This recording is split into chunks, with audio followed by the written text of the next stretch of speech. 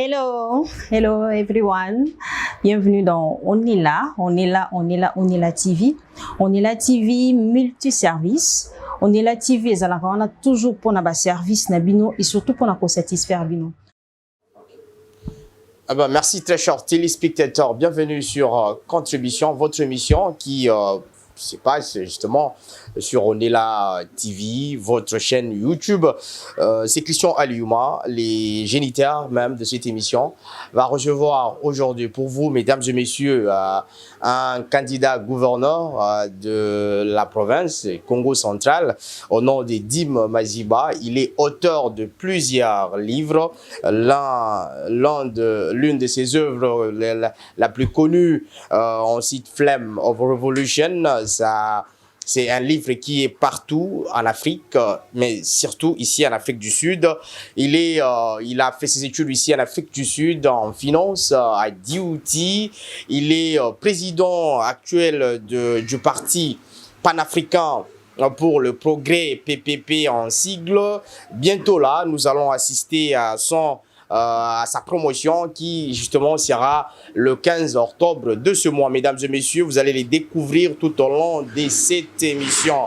À vous tous qui êtes branchés sur cette émission, je dis merci à Shaggy Mayala qui est derrière les caméras. La lumière, c'est toujours lui. Bienvenue à vous tous, très chers téléspectateurs, internautes. Je me tourne du côté de mon invité.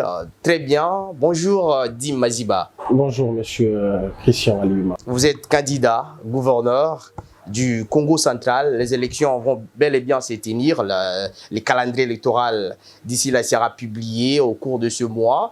Quelles sont les motivations les plus profondes qui vous ont justement envahi et donné votre nom sur la candidature au poste du gouverneur de l'exécutif provincial du Congo central? Déjà, il faut dire que ma candidature au niveau du gouvernorat du Congo central s'inscrit dans une suite logique de mon combat, lequel combat n'a pas commencé aujourd'hui. Ceux qui, en regard un peu, j'ai envie de dire, observateurs, peuvent le témoigner. Donc, en allant à ces élections, je m'inscris dans une logique de rupture par rapport à ce que nous avions connu dans ce pays, dans le Congo central précisément. Vous savez, lorsque vous jetez un regard, j'ai envie de dire, économique, parce que je suis financier de formation, lorsque vous faites une approche économique de la situation du Congo central, vous ne pouvez que vous étonner des potentiels que regorge cette province. Et donc, je cite par là René Descartes dans le discours de la méthode qui dit qu'il n'y a pas de plus grand potentiel que la population. Et donc, le peuple Congo, le peuple né Congo, de manière générale, et aussi tous ceux qui vivent au Congo central ont droit à une gestion on ne peut plus responsable de la cité. Et donc, en allant à ces élections, je voudrais apporter un nouveau souffle à cette province qui, depuis la nuit des temps, n'a jamais connu comme ça des dirigeants capables à même d'apporter des solutions aux problèmes qui turlupinent aujourd'hui cette province qui est d'ailleurs rejetée, qui n'est pas considérée par l'exécutif aussi bien provincial que national. Voilà, Dim Maziba, vous êtes à l'étranger, vous évoluez en Afrique du Sud. Le poids politique, justement, des grands acteurs politiques comme Yves Kissobe, comme Deon Koussou, qui aussi s'inscrivent dans la logique du combat sur justement les gouvernorats de cette province. Ne voyez-vous pas le grande chance d'échec par rapport à cette candidature précipitée que nous analysons et voyons? Je ne sais pas sur base de quelle pipette vous jaugez la grandeur politique des personnes que vous avez citées. J'ai beaucoup de respect pour Yves Kissobe, Deon Koussou, ce sont des aînés. Mais lorsque vous évoquez leur nom en associant une qualité de grandeur, c'est vrai, je leur reconnais cela, mais je ne sais pas sur base de quel thermomètre vous prélevez la température en termes de grandeur. Ce sont des acteurs politiques, je suis acteur politique, je pense que le combat va se jouer au niveau des urnes et nous avons pris langue avec plusieurs députés et selon les échanges que nous avons avec eux, ce sont des personnes respectables et respectueuses, ils feront le choix au bon moment. Et ces personnes que vous citez n'ont pas, ça ne sera pas leur première fois de vouloir gérer, ce sont des personnes qui ont géré et on connaît leur bilan à la tête des différents portefeuilles qu'ils ont eu à gérer. Et donc je ne vais pas entrer dans une espèce de polémique oiseuse, dans une espèce de confrontation, mais je pense que le peuple du Congo central connaît à qui est-ce qu'il a affaire et saura faire le bon choix au bon moment. Voilà, vous êtes en diaspora, vous êtes actuellement, cette émission se passe justement en Afrique du Sud, très chers téléspectateurs, précisément à Durban.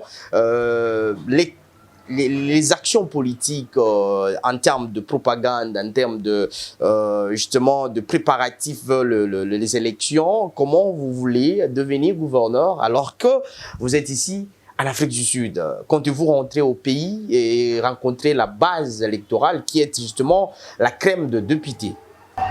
Être en Afrique du Sud n'exclut pas le fait que nous menions des actions au Congo central depuis plusieurs années. Je vous rappelle que j'ai une fondation qui œuvre sur place, qui mène des actions à la fois caritatives et philanthropiques. Et le peuple du Congo central sait pertinemment que nous ne pouvons ne pas être physiquement présents, mais nous sommes moralement et spirituellement, j'ai envie de dire, présents avec eux. Et je pense qu'au bon moment, nous allons le décider, mais c'est une évidence que nous n'allons pas rester en Afrique du Sud éternellement. Nous saurons au bon moment être sur place au terrain, essayer de prendre langue avec d'autres acteurs politiques. Mais déjà, sur le plan des actions, nous avions eu à organiser plusieurs événements, plusieurs manifestations au Congo central, et cela n'exclut pas le fait que nous nous imposons aujourd'hui comme une force politique majeure, aussi bien au sein de la diaspora qu'au pays. Voilà, Dimaziba, ce n'est pas une première de vous recevoir sur nos émissions. Peut-être sur Onila TV, c'est la toute première fois. On va revenir sur quelque chose de très important lors de la campagne contre Atou Matubwana, le gouverneur sortant qui a été déchu. Vous y étiez parmi les combattants. Est-ce que c'était justement pour règlement de compte et qu'aujourd'hui Atou puisse laisser et que vous puissiez venir, parce que si on va revoir vos tweets, vous étiez parmi les gens qui le combattaient déjà au début. Écoutez, je n'ai jamais mené un combat politique sur base de la haine, sur base de la séparation. Atou Matubwana est dans l'histoire politique du Congo et les gouverneurs le plus, je le dis avec beaucoup de respect, les plus incompétents. Il suffit de voir la manière dont il a géré la province, c'est la catastrophe. Et donc, dans l'histoire des sciences politiques, Monsieur Atou Matubwana n'a pas droit de citer. C'est quelqu'un qui a passé des années comme ça à monter des coups bas contre ses adversaires, des coups bas pour la plupart sans éthique. Vous vous souviendrez de cette sinistre, cette lugubre histoire qui s'est passée au Congo central où son vice-gouverneur a été piégé. Atou Matubwana n'était personne d'autre que le cerveau moteur, même la tête pensante de cet événement malheureux qui a souillé la province du Congo central. Et donc, j'ai envie de citer comme ça Jean-Jacques Rousseau dans les contrats sociaux. Rousseau dit dans cet ouvrage, Rousseau dit que lorsque ceux qui vous dirigent ne sont pas à même d'apporter des solutions à vos problèmes, il faut mettre en place des Rousseau parle des contrepoids. Et donc aujourd'hui, je pense que dans la logique de Rousseau, un contrepoids contre l'exécutif du Congo central. Non, mais lorsqu'on dirige une province dont 80% des contrées, des cités portent les noms de cours d'eau, on ne peut pas avoir le manque d'eau, d'électricité. Et donc, c'est les délestages, c'est la pénurie d'eau qui a sévi au Congo central, et c'est la pauvreté extrême dans laquelle la population, la jeunesse pour laquelle je me bats aujourd'hui, qui comme ça constitue le cocktail explosif comme du départ, j'ai envie de dire du dégagement de monsieur Matubwana à ses fauteuils qu'il occupait de manière comme ça, non seulement illégitime mais aussi illégale. Voilà, Dim Maziba, je rappelle aux nombreux téléspectateurs internautes que je recevais Dim Maziba, président du parti PPP, parti panafricain pour le progrès, ici en Afrique du Sud, précisément en Durban. Il est auteur de plusieurs ouvrages, mais aussi co-auteur de certains autres ouvrages. Aujourd'hui, il est candidat gouverneur aux nouvelles élections à l'exécutif provincial du Congo central.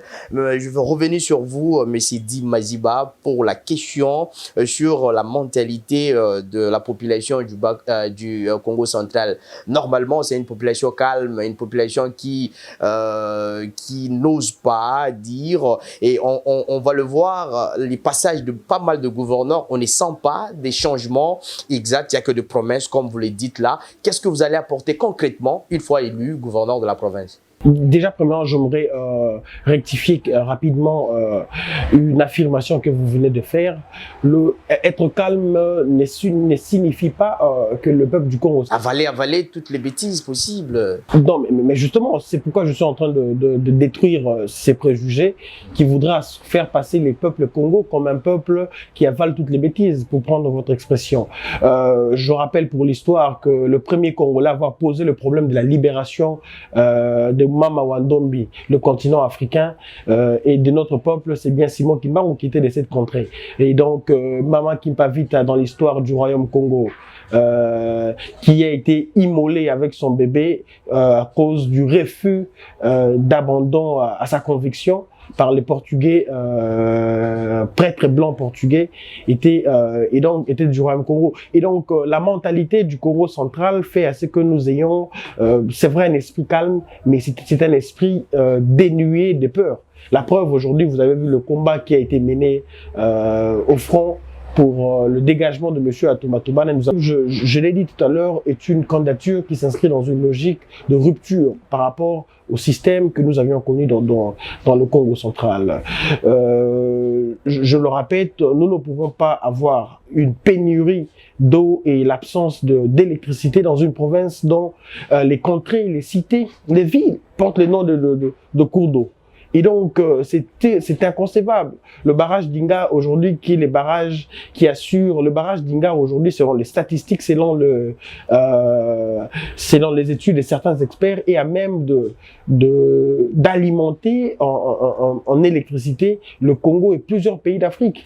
Mais aller au Congo central, c'est le délestage, c'est l'absence du courant, c'est les manques d'eau dans le robinet, c'est la pauvreté extrême, une province agricole où il suffit de jeter des graines, où il suffit de manger sa mangue et jeter les noyaux pour que le lendemain pousse un arbre, ne peut pas connaître comme ça une pauvreté telle que nous la connaissons. Et donc, nous sommes là parce que nous estimons que nous avons les capacités, nous avons la volonté, nous avons le volontarisme comme ça d'apporter les solutions aux problèmes qui turlupinent le peuple Congo.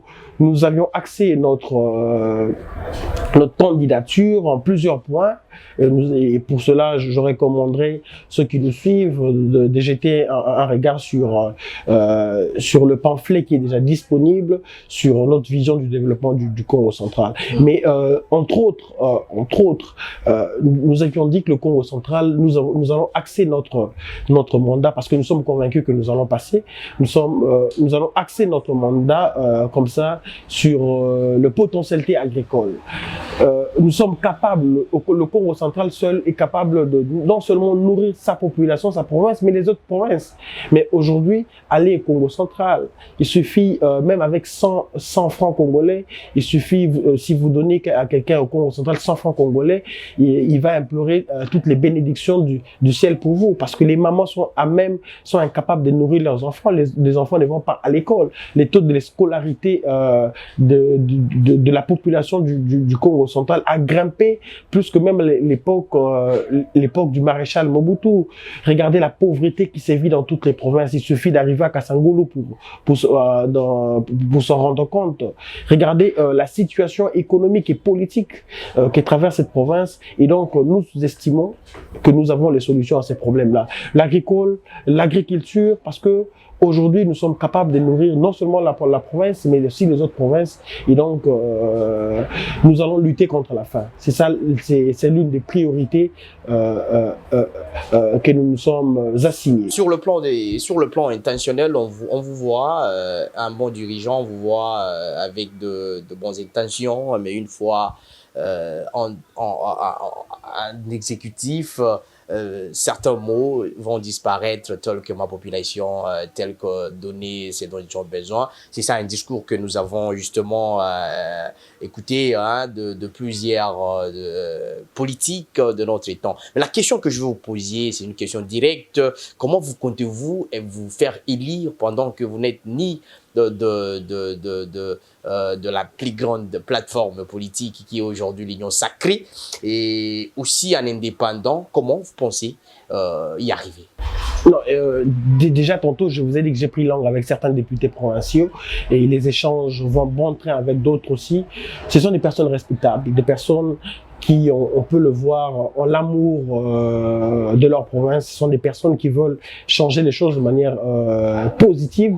Et aujourd'hui, je pense que sans beaucoup de prétentions, je pense être la personne à même d'apporter ma pierre des contributions au développement du Congo central. Et je pense qu'on juge le maçon au pied du mur, l'ouvrier auprès de l'ouvrage. Mon discours n'est pas qu'un discours. Écoutez, le parti panafricain pour le progrès que je dirige est une formation politique qui base son idéologie sur deux aspects éminemment importants, et entre autres la politique et l'économie. Sa vision économique est tirée des actions et aussi de la vision économique de Thomas Sankara, lorsque le président Thomas Sankara dit qu'il faut choisir entre le champagne et l'eau potable, et donc le choix était clair. Et dans sa partie politique, lorsque le président Kwame Nkrumah, parce que notre vision est une vision sankaro-nkrumahiste, lorsque le président Kwame Nkrumah, qui est l'un des plus brillants chefs d'État de sa génération, qui est prolifique, qui a écrit plusieurs ouvrages, entre autres Africa Must Unite, l'Afrique doit s'unir, dans lequel il dit aujourd'hui il faut des solutions politiques aux problèmes politiques. Et donc vous avez vu aujourd'hui, vous avez vu ces balles, ces défilés d'anti-valeurs qui ont caractérisé la province du Congo central ces dernières années. Et aujourd'hui, nous sommes là pour mettre fin à cette hécatombe politique. Vous êtes là pour mettre fin à cette hécatombe politique. On s'achemine lentement, sûrement vers la fin de ce numéro. Aux nobles téléspectateurs internautes, on recevait pour vous le candidat gouverneur, l'un des candidats gouverneurs de l'exécutif provincial du Congo central, évoluant justement dans la diaspora sud-africaine, au nom de Dim Maziba, auteur de Flame of Revolution, mais aussi co-auteur de plusieurs ouvrages financiers de formation. On termine par ici. Quelles sont les intentions? Quels sont les mots, peut-être de sentiments, de réconfort que vous, justement, envoyez à votre base électorale, qui est justement la population qui vous soutient? En tant que candidat gouverneur, malheureusement, ceux qui votent, ce sont les députés, les députés provinciaux. Mais celui qui fait la loi, base, la question c'est sur à votre base. Celui qui fait la loi, c'est le peuple. Karl Marx, dans son ouvrage Le Capital, finit par un discours, finit par, j'ai envie de dire, un avertissement, un réveil. Karl Marx dit, ouvriers du monde, rêvez-vous.